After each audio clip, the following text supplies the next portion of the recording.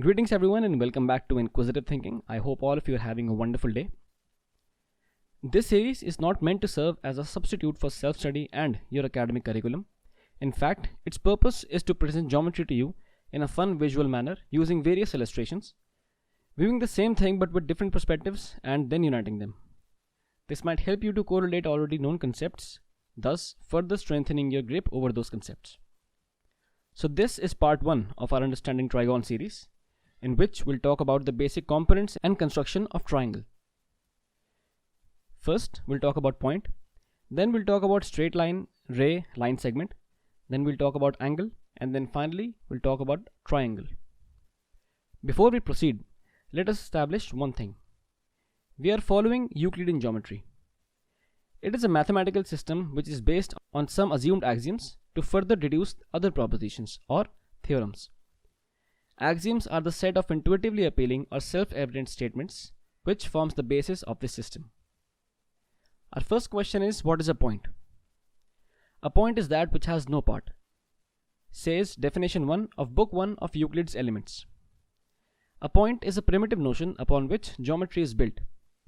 A primitive notion is a concept which cannot be defined in terms of previously defined concepts, or you can call them self-evident truth. A point in geometry does not have length, breadth, area, volume, or any other dimensional attribute. In fact, a point is not even a thing, it's a location. But where? A Euclidean plane is a flat, two-dimensional surface which extends very far, infinitely far. Consider this as a 2D plane, and here we have 2 points. Both of these points are indicating 2 unique locations. In fact, any unique location can be represented by a unique point in a Euclidean plane. A more developed way of locating a point in 2D plane is by the use of coordinates, which was introduced by René Descartes, and the system was named in his honor, called Cartesian geometry, or commonly called coordinate geometry. But this is a topic for another video. So finally, back to our question, what is a point? A point in a Euclidean plane captures the notion of a unique location. Next, we'll talk about straight line. Euclid defined a line as a breadthless length which extends very far, infinitely far in each direction. A straight line is that line in which there are no bumps or warps or corners. Its notion was introduced by ancient mathematicians to represent objects having no curvature, or you can call them straight objects, with negligible width and thickness. For example, this tight rope. What if we only represent the length of this rope and ignore the width and thickness? We will be left with a pictorial representation of the rope representing only its length. A straight line is nothing but an idealization of such objects. Coming to our next question, what is a ray? This is a straight line, and here are the 2 non-terminating ends of this straight line. When we divide the straight line into 2 parts, we get another straight line with one terminated end and one non-terminating end. So here is the terminated end and here is the non-terminating end. And this part of the straight line having one terminated and one non-terminating end is called a ray. What is line segment? As the name suggests, line segment is a segment of a straight line. Here we have a straight line. Let's divide the straight line into 3 parts. So here we have are 2 points of intersection. Now we'll separate out these 3 parts. We have 2 lines terminated at one end and non-terminating at other, and we know that these are called rays. And now we are left with a terminated line at both ends. A terminated line is what we call a line segment. Unlike ray, line segment has a definite length. So a straight line of definite length is called a line segment.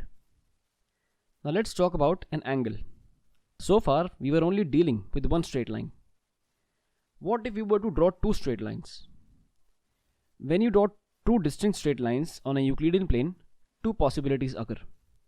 But before moving forward, can you guess these 2 possibilities? So the first possibility is that both of these lines can be intersecting or non-parallel lines. And the second possibility is that they can be parallel lines, or you can call them non-intersecting lines. Here we have O as our point of intersection, and we'll focus on this particular portion. Let's name point A on this ray and point B on this ray, such that we have two line segments OA and OB. An angle is a figure in which two rays are originating from one common point, or an angle is a figure formed when two rays share a common endpoint and called the vertex of the angle. Here O is the vertex of angle. Line segment OB and OA are said to be the sides of angle AOB, or you can call it BOA, and sides OA and OB are said to contain the angle AOB. Symbolically, angle AOB is written like this. Now remember, angle AOB is equal to angle BOA. An angle can also be interpreted in many different ways.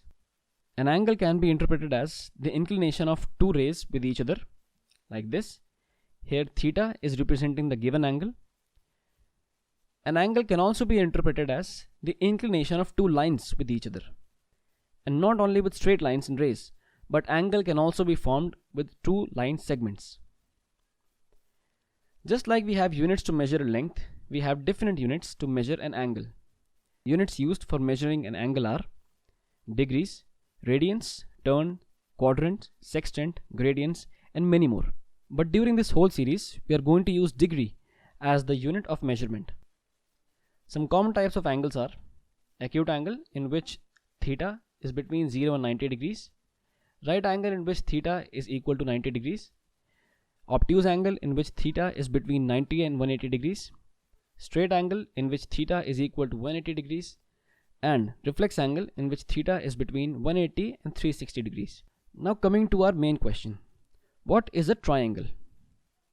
In Euclidean plane, when two distinct straight lines intersect, they form a figure at a point of intersection called an angle. Now let us introduce the third straight line intersecting these two. The result is a closed figure made up of three straight lines and three angles. You can call it a three-sided polygon, or a trigon, or a triangular closed figure called a triangle. Now let us name the point of intersection as A, B, and C. Points A, B, and C are known as the vertices of triangle ABC. Line segments AB, BC, and CA are said to be the sides of triangle ABC, and angles of triangle ABC are represented by angle ABC, angle ACB, and angle BAC. Symbolically, triangle ABC is written like this. Since a triangle is made up of three straight lines of definite lengths or line segments, one might wonder if we can make a triangle using line segments of any length, or is there any particular condition that the lengths of all three line segments must fulfill? Now before we start this explanation, if you already know this answer, please comment it down below. Alright, now let us start. But please remember, following is not a proof of anything, it's rather a visualization of a proven theorem. For this explanation, we'll have four sets having three line segments of definite lengths in each. In the first set, we have three line segments of length 6 units, 6 units, and 6 units. In second, we have 6, 7, 6.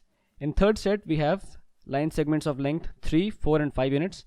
And in the fourth set, we have line segments of length 4, 5, and 10 units. Now what we are going to do is, we'll try to form a triangle using the given line segments. For the first set, we'll have a triangle like this. For the second set, we'll have a triangle like this. And for the third set, something like this. Now, can you draw a triangle using the line segments of length 4, 5, and 10 units? Let us see. In a triangle, sum of lengths of any two sides taken in any manner is greater than the third side. This is the triangle inequality theorem, which is also mentioned as 20th proposition of first book of Euclid's Elements. So let's see our first set. All of the three combinations are satisfying this triangle inequality. So yes, we can make a triangle using line segments 6, 6, and 6. Let's come to our second set. 6 plus 7 is greater than 6, 6 plus 6 is greater than 7, and 7 plus 6 is greater than 6. So yes, we can also form a triangle using these line segments. Now for the third set, sum of two sides taken in any manner is always greater than the third side. So the line segments in third set can also form a triangle. Now let's talk about the fourth set. We know 5 plus 10 is greater than 4. 10 plus 4 is again greater than 5. But 4 plus 5 is not greater than 10. In fact, it's less than 10. Since 4 plus 5 is equal to 9. So here, we cannot say that sum of lengths of any two sides taken in any manner is greater than the third side. This is why we cannot form a triangle using the line segments available in fourth set. We also know that sum of all the angles in a triangle is equal to 2 right angles, that is equal to 180 degrees. This is famously known as angle sum property of a triangle. So here we have a triangle ABC. Sum of angle ABC, angle ACB and angle BAC is equal to 2 right angles. Or symbolically we can write it as angle ABC plus angle ACB plus angle BAC is equal to 180 degrees. Now we'll talk about the classification of triangles, but only on the basis of side lengths and angles. So let's talk about the side lengths first. We have an equilateral triangle, we have an isosceles triangle, and we have a scalene triangle. In classification on the basis of angles, we have equiangular triangle, acute triangle, right angle triangle, and obtuse triangle. We'll first talk about the classification of triangles on the basis of side lengths. First is equilateral triangle, in which all sides are equal. Second is isosceles triangle, in which two sides are equal. Now these two sides can be any two sides. And in scalene triangle, all three sides are unequal. Now before I move further, I want to ask a question. Can we say that every equilateral triangle is an isosceles triangle? If yes, comment it down below. If no, again comment it down below. Now we'll talk about the classification of triangles on the basis of angles. First we have equiangular triangle, in which all the angles are equal, that is obviously equal to 60 degree each. We have an acute triangle, in which all angles are acute, that is less than 90 degrees. And we have an obtuse triangle, in which one angle is obtuse, that is greater than 90 degrees. And at the last, we have a right triangle or right angle triangle, in which one angle is right, that is equal to 90 degrees. Now if we take the side lengths of this triangle as A, B and C, C being the greatest of all, so the lengths A, B, C are going to satisfy this particular equation. So far we were just dealing with one triangle. In part 2, we will compare two triangles and introduce the concept of similarity and congruence of triangles. So guys, this sums up part 1. If you like this video, make sure to give it a thumbs up, and if you don't want to miss out the next video, make sure you subscribe to this channel. I hope you got to learn something in this video. So guys, stay safe, stay healthy, and most importantly, stay inquisitive. I'll meet you in part 2.